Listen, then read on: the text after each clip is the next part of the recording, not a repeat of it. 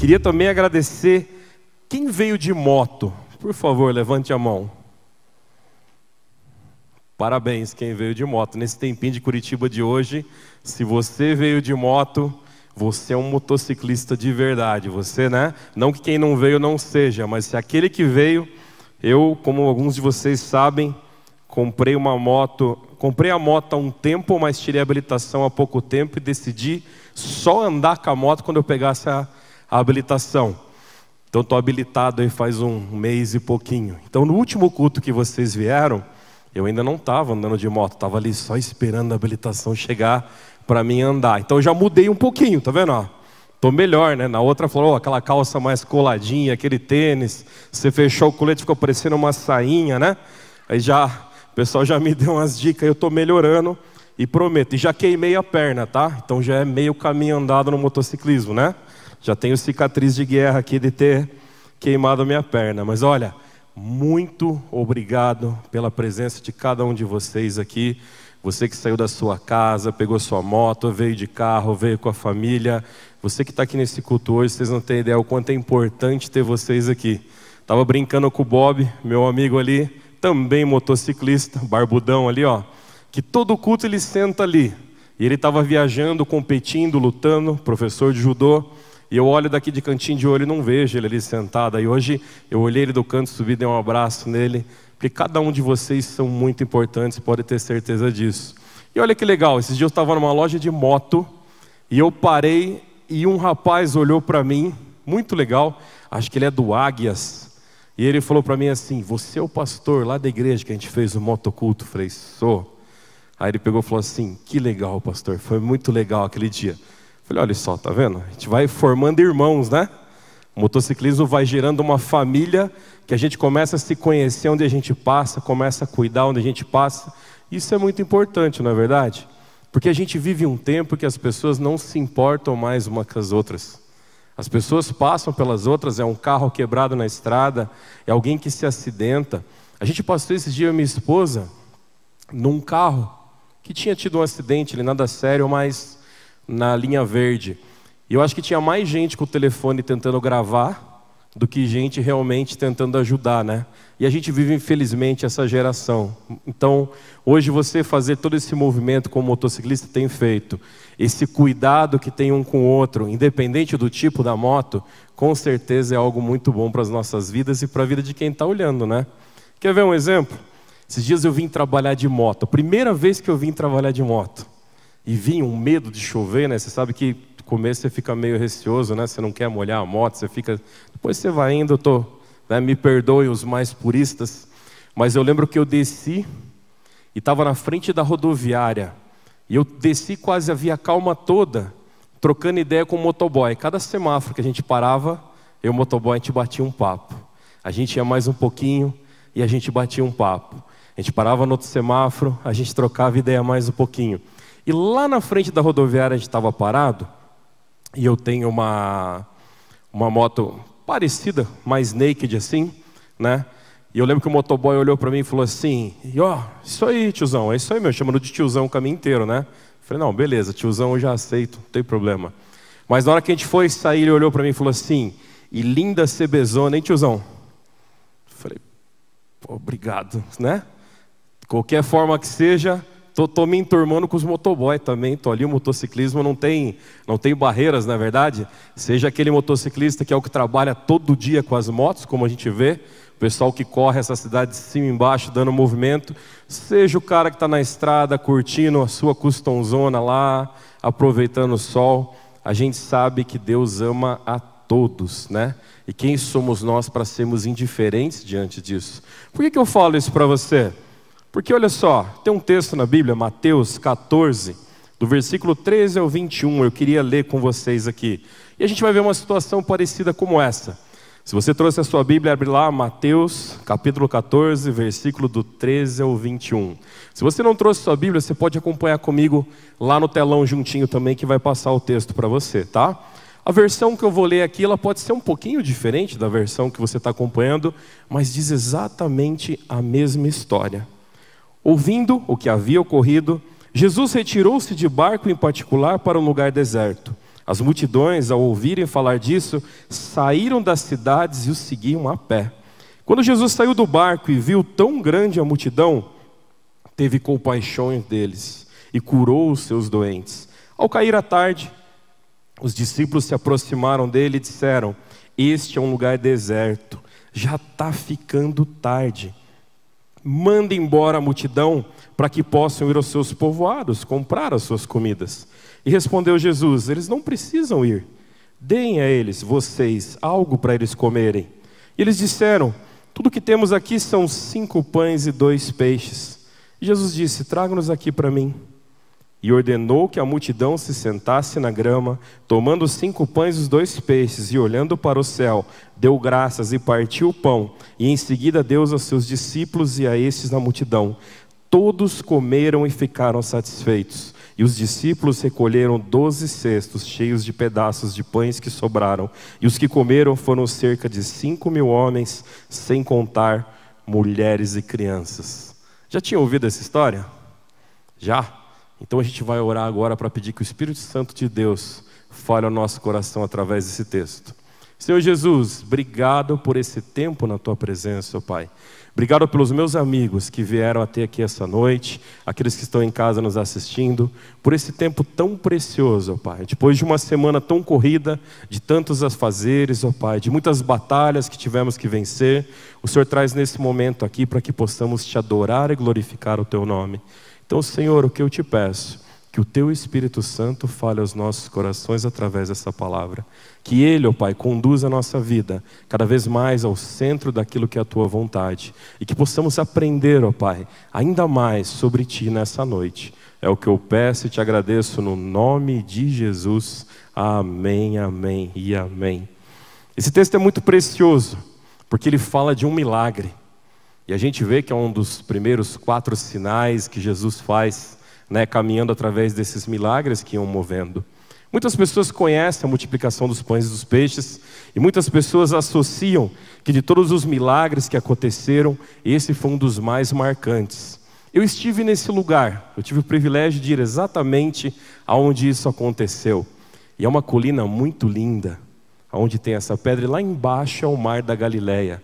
Então eu imagino que ele tenha descido do barco e essa multidão vinha seguindo. Por quê? Porque onde ele passava, ele curava, ele ensinava. O mover que Jesus fazia era algo tremendo. Por onde quer que ele passava, pessoas queriam caminhar com ele. Isso é uma coisa interessante para a gente observar. Porque toda vez que colocamos um colete, estamos ali, representamos algo, ou seja, algo que não tem a ver com motociclismo, pessoas vão querer caminhar com você. Pessoas vão olhar muitas vezes você passando com a sua moto e falar: puxa vida, eu queria fazer isso. Esses dias eu indo para casa, estava uma chuva enorme. E eu estava parado no carro com a minha esposa, olhando e a chuva caindo, e encostou 3 motociclistas. Mas estava uma chuva muito forte. E eles estavam olhando um para o outro e sorrindo. Eu lembro que eu olhei para ela e falei assim: um dia eu vou ser assim.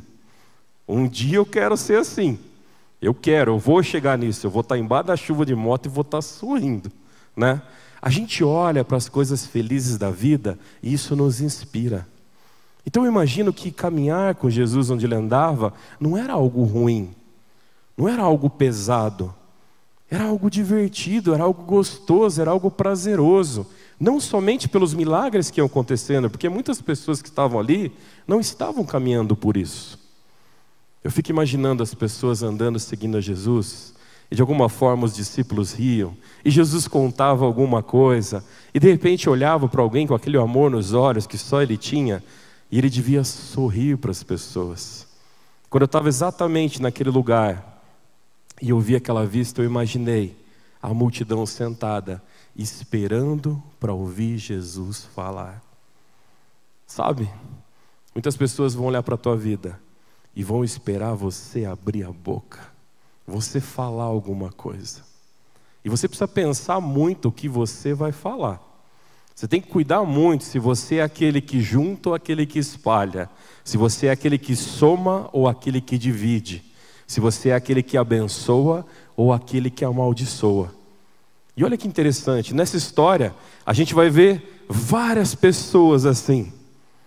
Aquelas que realmente estavam esperançosas com o que ia acontecer, algumas que queriam se livrar dali, uma coisa ia acontecer. Pessoas viram que Jesus fazia milagres. E quando eu olho aos seus discípulos e falei, traz aí o que vocês têm. Eu acho que gerou uma ansiedade em todo mundo, falando assim, o que esse homem vai fazer? Algo tremendo estava para acontecer naquele lugar. E eu vou falar uma coisa para você. Você já viveu algo precioso diante de Deus? Você já ouviu a voz de Deus falar com você? Às vezes seu coração está apertado e angustiado. Mas quando Jesus começa a falar com você, parece que a alegria vai tomando conta do teu coração. Parece que até nos momentos de tristeza, uma paz vem e toca a sua vida. E começa a acalmar o teu coração. E você começa a olhar e falar assim, Jesus está cuidando. É assim que funciona, não é? Você já viveu isso? Se você ainda não viveu isso, eu falo para você, entrega teu coração, tua vida a Jesus. Deixa Ele conduzir a tua moto e você ir na garupa. Deixa você dar uma volta com Ele. E eu vou dizer, você vai surpreender como Ele sabe pilotar a sua vida. Se a gente olhar para esse texto aqui, olha que interessante. A gente percebe que o milagre ia acontecer. A gente percebe que coisas tremendas estavam movendo ali. A gente percebe que tinha uma multidão ali. Mas olha que interessante. Algumas pessoas ali não estavam conseguindo perceber isso. Não estavam conseguindo olhar para isso ainda. Toda vez que um milagre está para acontecer na tua vida, e eu vou falar para você, cada um de vocês oram por alguma coisa. Cada um de vocês tem uma expectativa. Tem muitos aqui esperando cair o 13º para trocar de moto. Tem uns ali que vai dar para trocar o pneu, que as coisas estão caras, né? Tem uns que já estão programando algumas coisas na vida. Tem uns que sonham com outras coisas. Tem pessoas nesse momento lutando por um fôlego de vida. Tem pessoas nesse momento pedindo um prato de comida. E assim é a humanidade. Temos sonhos e desejos diferentes. Passamos por lutas, batalhas e todos passamos. Mas eu falo para você, nem sempre todos nós estamos orando pela mesma coisa, sabia? A gente estava aqui junto, orando pelos líderes dos motoclubes aqui. Todos oramos pela mesma coisa. Mas a maioria das vezes nós estamos orando por coisas nossas. E falando assim, puxa, se isso acontecesse na minha vida, seria muito bom. Queria falar com você nessa noite, que sempre que um milagre está para acontecer, acontecem 4 operações matemáticas. Para você poder guardar na sua mente, eu vou fazer essa analogia. Você vai falar, poxa vida, pastor, eu talvez nunca fui muito bom de matemática. Não. Quais são as operações básicas da matemática? A adição, subtração, a divisão e a multiplicação. Se a gente olhar toda vez que um milagre acontece, essas 3 importantes, ações da matemática, ou a forma que a gente gera um cálculo, ele vai estar acontecendo. Naquele momento, na multiplicação dos pães, olha só o que acontecer. Qual é a primeira operação matemática que acontece aqui? Versículo 15. Ao cair da tarde, os discípulos aproximaram-se dele e disseram, esse é um lugar deserto, já está ficando tarde, Jesus. Manda embora a multidão para que possam ir aos seus povoados comprar a sua comida. O que estava acontecendo aqui? Aqui estava acontecendo uma palavra que ela é muito ruim quando você encontra ela em você. Chama-se hipocrisia. Olha que interessante. É uma palavra que muitas vezes a gente aponta para as pessoas, mas dificilmente a gente lembra que tem pelo menos 3 dedos apontando para a gente, né? A hipocrisia é quando a gente deseja algo na vida de alguém que a gente não quer fazer na nossa. É aquilo que a gente quer que alguém seja para a gente, sem a gente ser com alguém. Naquele momento, uma operação matemática acontece, que mostra que ali a hipocrisia tinha que diminuir. Aqueles homens estavam ali, estavam com medo, sabe por quê? Porque existia um homem chamado João Batista. Ele era primo de Jesus. E João Batista, um pouco antes disso, ele havia se levantado contra o rei. E havia falado que o rei estava errado. E ele havia falado que a esposa do rei fazia coisas muito ruins. Sabe o que ela pede? Ele é preso e eles mandam cortar a cabeça dele. É nesse período, é nessa proximidade de quando acontece a multiplicação dos pães, que João Batista estava sendo morto. Havia essa notícia se espalhado por toda aquela região. O medo daqueles homens não era servir comida àquelas pessoas, era juntar uma multidão e os soldados chegarem e falarem: o que está acontecendo aqui? Por que tem tanta gente reunida? Ah, aquele homem ali, quem que é ele? Ele é o primo de João Batista. Ah, que legal! Achamos mais 12, mais um puxando a corda aqui. Tinha esse risco. Ali começava os homens a entenderem que uma perseguição estava começando a se mover. Os discípulos estavam com medo. E sabe, é no momento do medo que a gente deixa a hipocrisia agir na nossa vida. É quando a gente tem medo, sabe, eu posso participar de algo, eu posso estar ali junto. Não. Se eu não for o chefe, está errado. Por quê? Você não consegue simplesmente participar? Você não consegue ir, aproveitar, desfrutar?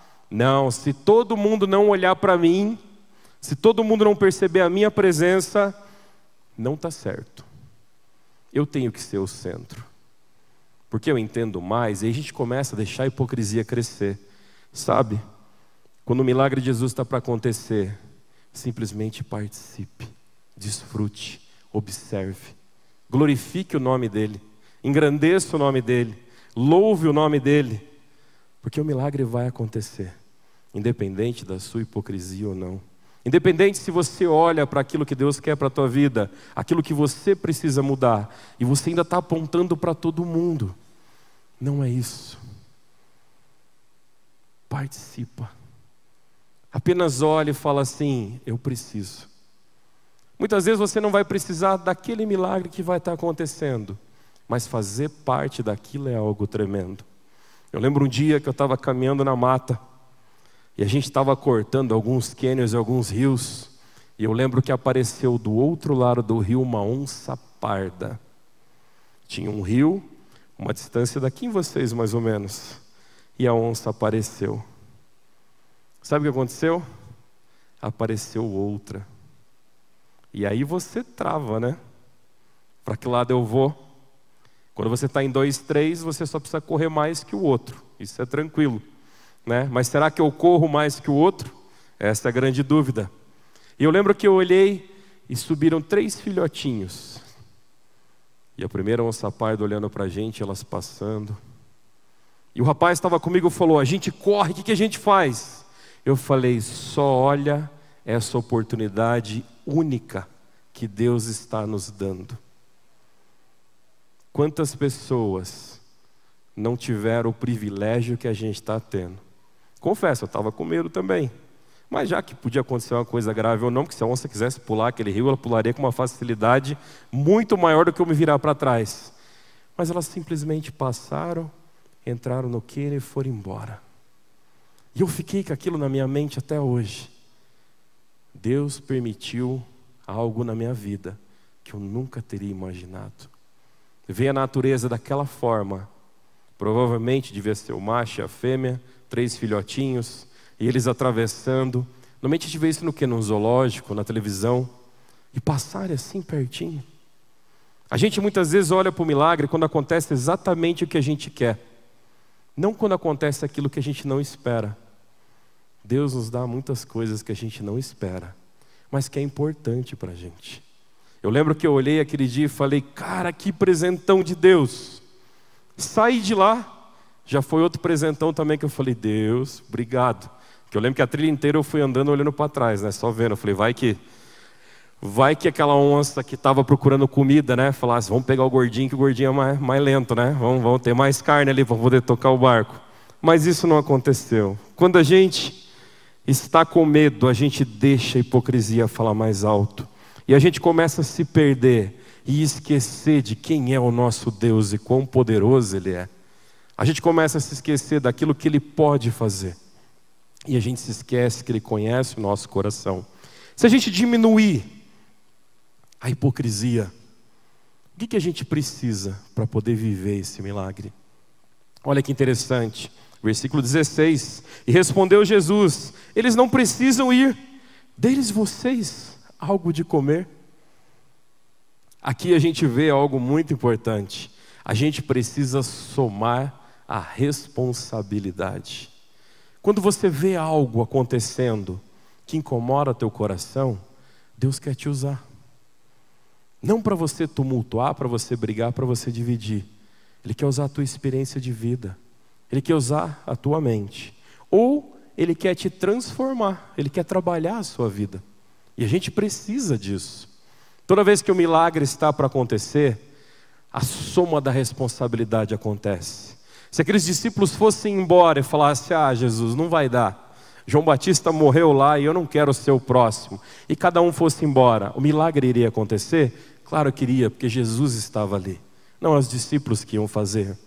Mas eles iam perder a oportunidade de ver um dos maiores milagres que a gente vê na Bíblia acontecendo. Eles iam virar as costas para aquilo que Jesus ia fazer. A gente precisa diminuir a nossa hipocrisia, mas a gente precisa somar a responsabilidade de permanecer onde Deus falou para você permanecer, a responsabilidade de entender qual é o teu papel ali. Você tem um papel importante na sua casa? Você tem. Você tem um papel importante na sociedade que a gente vive? É claro que você tem. Você tem um papel importante no seu treino, no seu passeio de moto, onde você está? É claro que você tem. Não existe o acaso. O acaso foi inventado por alguém que provavelmente esqueceu o quão tremendo o nosso Deus é. Todas as coisas têm um porquê. Nada acontece sem propósito algum. Aqueles homens naquele dia falaram: tem 5 pães e 2 peixinhos. Aquele menino levou aquele dia talvez para ele comer, para ele vender, fazer alguma coisa. Tudo tem um propósito. E olha que interessante, se a gente continuar a nossa operação matemática, qual que falta?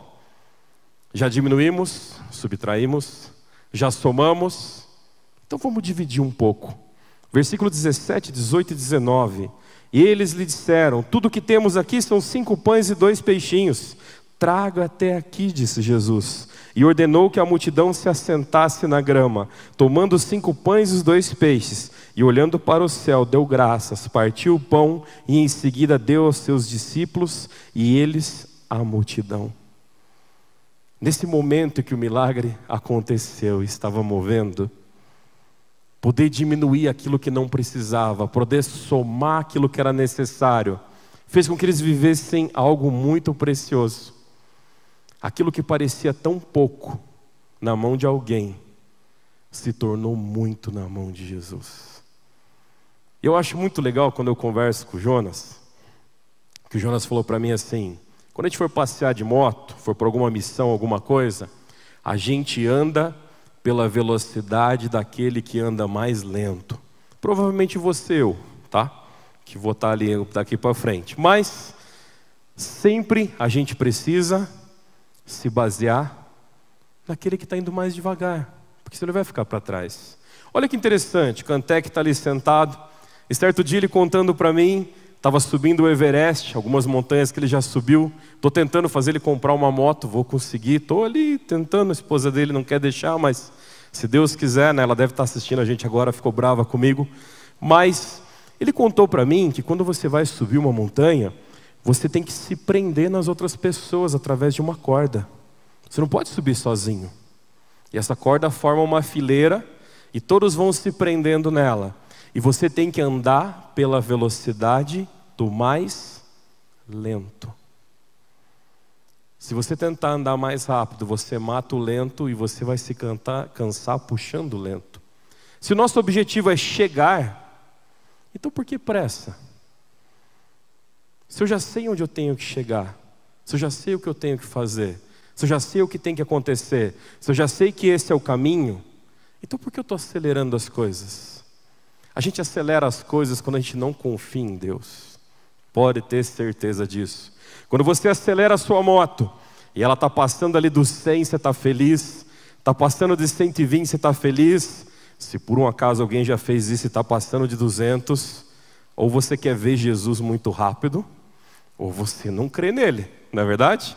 Alguma coisa nesse sentido está acontecendo. Ou você fala, Senhor, eu não vou esperar a sua vinda, né? E acelera. Ou você está dizendo que ele não existe, tua vida não faz mais sentido, que se você morrer ali ou não, tanto faz. A sua vida não é tanto faz. Ela tem uma importância. Na sua casa, o seu papel, ele pode parecer pequeno para você, mas ele é dividido em toda a sua família. Isso chama-se legado. Quando a gente caminha num grupo, você pode parecer, puxa, mas eu não sou o mais notado, eu não sou o mais perceptível do grupo. Talvez eu não tenha a moto que faça mais barulho ou que seja mais bonita, mas você tem um papel. Tem um porquê de Deus ter te colocado ali. Se você está aqui sentado hoje, tem um porquê Deus trouxe você aqui. Pode ter certeza disso. Se a gente olhar que o acaso não existe dessa forma, e a gente entender que precisamos diminuir aquilo que às vezes julgamos sem saber, que precisamos somar aquilo que é a responsabilidade, e precisamos dividir os recursos que a gente tem. Por mais pequena que pareça a sua força, ela é muito importante no reino de Deus. Porque a sua força ser grande ou pequena, quem está julgando é você, não é Deus. Se pessoas disseram para você que você não tem força alguma, que você não tem importância nenhuma no reino de Deus, ei, para. Quem sabe isso é Deus, não é as pessoas. É Ele quem conhece teu coração. É Ele quem sabe os seus intentos. É Ele que conhece as verdades da sua vida.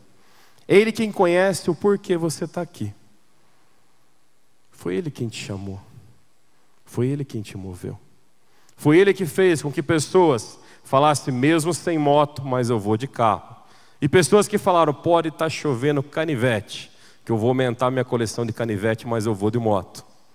É assim que a gente tem que fazer. Não julga a preciosidade da tua vida diante de Deus. Ela é importante. Quando a gente olha em João 3,16 e fala que Deus amou o mundo de tal maneira que deu o seu único filho para que todo aquele que nele crê não pereça, mas tenha a vida eterna, Ele está dizendo que você é importante. Ele está dizendo que Ele quer você. E Ele está dizendo que aquilo que te faz sofrer, Ele quer transformar. Aquilo que te dificulta, aquilo que te torna difícil de relacionar com as pessoas, aquilo que te faz muitas vezes ser um hipócrita, aquilo que às vezes faz você não querer dividir nada com ninguém, querer para você, é isso que Ele quer mudar em você. Aí é que está o amor dEle. O amor não está naquele que te abraça e fala, continua sendo como você é. O amor está naquele que olha para você e fala, eu quero te fazer melhor. E é isso que Jesus faz ali nesse texto. Ele olha para aqueles discípulos e fala, nossa, que bronca, né? Jesus fala para eles, ei, vão embora por quê? Pega o pão e o peixe ali, dá vocês para o pessoal comer. Você fala, que lavada, era ruim de ser discípulo de Jesus, né? Só levava escovada. Jesus fez com que aqueles homens crescessem muito, espiritualmente e como homens, no seu valor e no seu caráter. E aí, para a gente encerrar, eu falo para você aqui, o que falta? Falta a multiplicação, né? O famoso xizinho. E eu queria falar uma coisa para você muito, muito importante. O versículo 20 e 21 fala que todos comeram e ficaram satisfeitos. E os discípulos recolheram 12 cestos cheios de pedaços que sobraram. Os que comeram foram cerca de 5.000 homens, sem contar mulheres e crianças. Você já imaginou a festa? Você já imaginou aquele cesto de pão e peixe passando? E o pessoal pegando, os discípulos olhando e falou assim, não vai acabar. Aí um olhou e falou assim, ei, Pedro, quanto tem no teu? Ele, bastante. Aí outro olhou e falou, e aí Tiago? Está sobrando aqui. É tremendo participar de um milagre. É tremendo ver o agir de Deus. É tremendo ver Deus fazer aquilo que a gente não esperava. É tremendo ver Deus nos sustentando.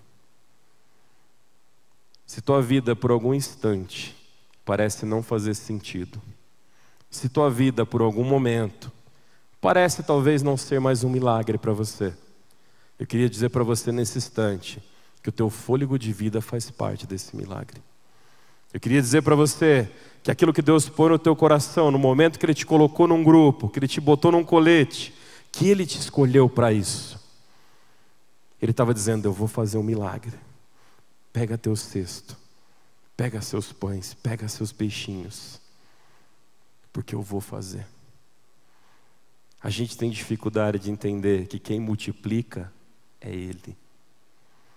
Quem multiplica, quem faz o milagre é Jesus.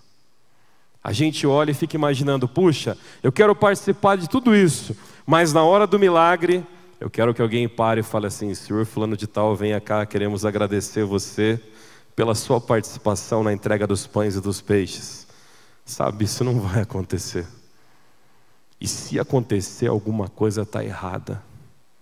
Talvez Jesus estava fazendo uma grande obra no teu coração, e o mal vai vir através do teu ego tentar dizer que foi você que multiplicou. Nós participamos, temos o privilégio de fazer parte de um milagre. Cada moto aqui representada por cada motoclube aqui, por cada motociclista sentado nesse lugar, eu tenho certeza que vocês têm histórias de livramentos de Deus tremendas na vida de vocês. Eu tenho certeza que se a gente fizer uma fila para vocês contarem os milagres de Deus na vida de vocês, passaremos alguns dias aqui sentados. Mas lembra disso, não vai parar. Tem pessoas que falam assim: poxa, sabe, eu leio na Bíblia e vi o mar se abrir, ali na Bíblia falando que pão caía do céu, que pães e peixes se multiplicavam, que homens, anjos apareciam. Por isso que minha fé é fraca. Eu não vejo essas coisas acontecerem. Eu não vejo um homem que vai até um tanque e ali ele é curado. Eu queria encerrar essa noite contando bem rápido para você. Um professor meu da faculdade uma vez foi indagado com essa pergunta. E uma pessoa disse para ele: pastor, era muito fácil. Eles andavam no deserto e tinha uma coluna de fogo de um lado e uma nuvem que fazia sombra do outro, que protegia eles do calor e aquecia eles à noite. Quando eles acordavam de manhã, tinha um maná que era o pão do céu. Quando eles foram encurralados entre o mar e os egípcios querendo matar, o mar se abriu.